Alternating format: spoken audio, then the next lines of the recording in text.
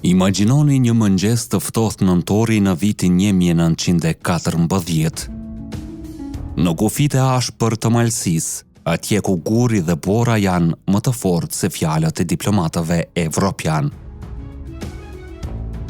Shqipëria sapo kishte dalë nga sundimi osman. Ishte shpallur shteti i pavarur, por në terren nuk sundonte as ligji, as rendi, as paqja. Në horizont shfaqen 300 ushtar malazez, të armatosur, të organizuar, të stërvitur. Përballë tyre, jo një ushtri e rregullt, jo një batalion shtetëror, por 200 bari shqiptar, burra që deri një ditë më parë ruanin bagtin, por që në momentin kur toka u shkel, pushka u bë ligj.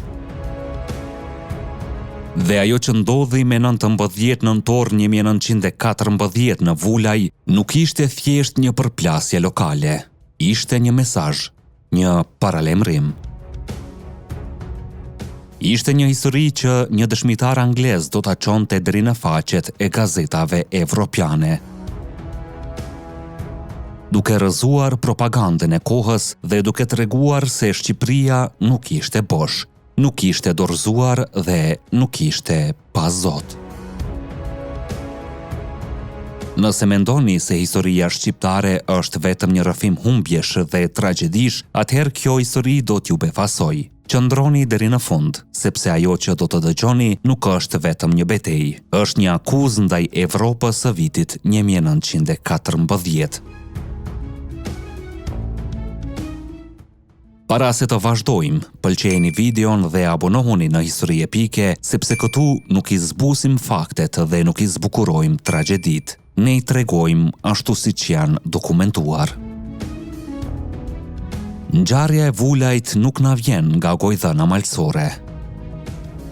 Ajo është raportuar nga një dëshmitar i huaj, një anglez me emrin William Howard, i cili në vitet 1913 e 1914 udhëtoi nëpër Shqipëri për të parë nga afër gjendjen e vendit pas shpalljes së pavarësisë.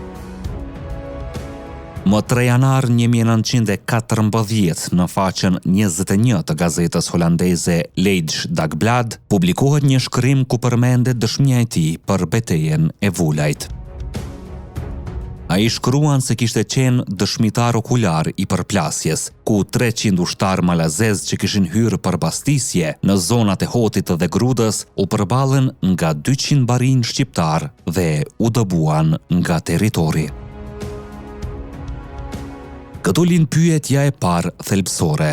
Si është mundur që një grup barish pa artilleri, pa mbështetje shtetërore, pa komandë të organizuar, të përballojë një forcë të rregullt ushtarake?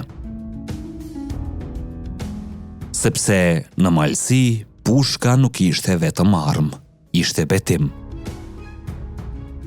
Duhet ta kuptojmë kontekstin. Shqipëria e vitit 1914 ishte një shtet në letër. Kufit e saj ishin të kontestuar. Fuqitë më dha po luanin me fatin e saj në tavolinat diplomatike.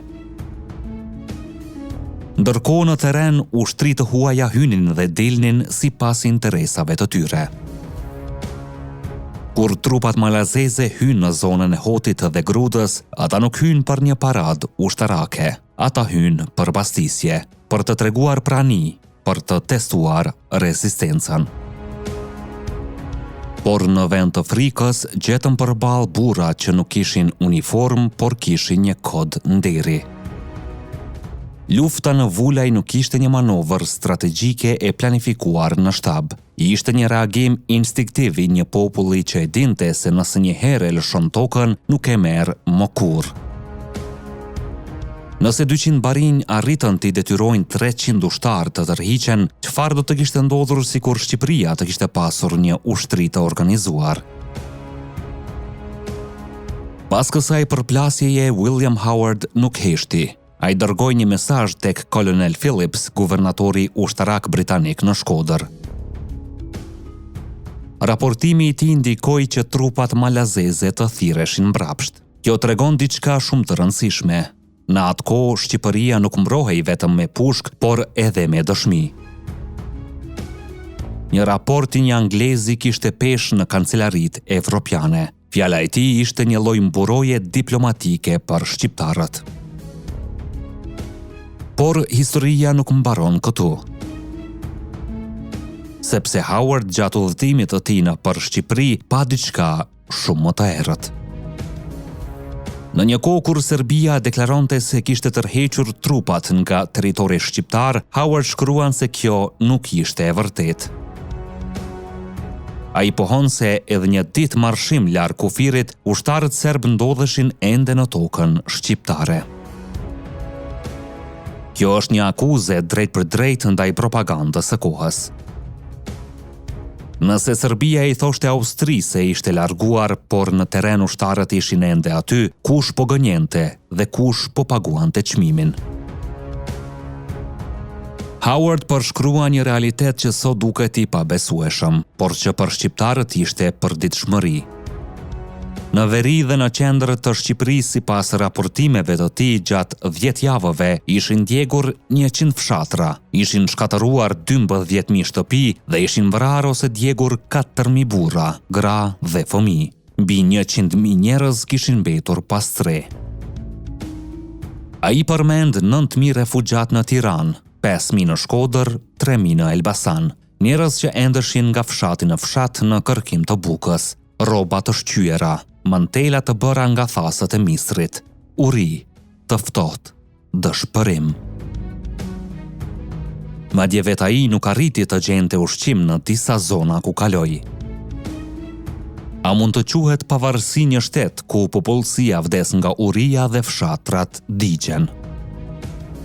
Brenda vendit përplaseshin forcat e Esat Pashës dhe ato të Ismail Qemalit. Qeveria përkohshme nuk kishte fonde për të ndihmuar refugjatët. Princi Wilhelm von Wied ishte ende i pafuqishëm për të vendosur rend. Shqipëria ishte e lirë nga perandoria osmane, por e rrethuar nga armiq dhe e brisht nga brenda. Në këtë realitet, betejë e Vulajt nuk ishte vetëm një përplasje lokale. Ishte një simbol që tregonte se shteti mund të ishte i dobët, por populli jo.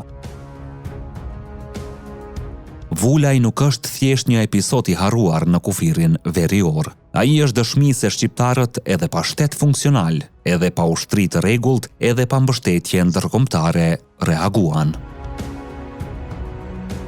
Nëse nuk do të kishte pasur dëshmi si ajo e William Howard, ndoshta kjo histori do të ishte zhdukur. Por ajo mbeti e shkruar në gazetat e Evropës. Dhe kjo na çon në pyetjen përfundimtare. Sa histori të tjera të tilla presin të zbulohen, të dokumentohen dhe të tregohen? A mendoni se Evropa e vitit 1914 e dinte realisht se çfarë po ndodhte në Shqipëri? A duhet të flasim më shumë për dëshmitë e huaja që konfirmojnë tragjeditë dhe qëndresën tonë? Shkruani mendimin tuaj në komente. Ne jemi Histori Epike, aty ku e kaluara rilind. Deri në videon tjetër, qëndroni krenar dhe të vetëdijshëm për gjakun që rrjedh në damarrët tanë.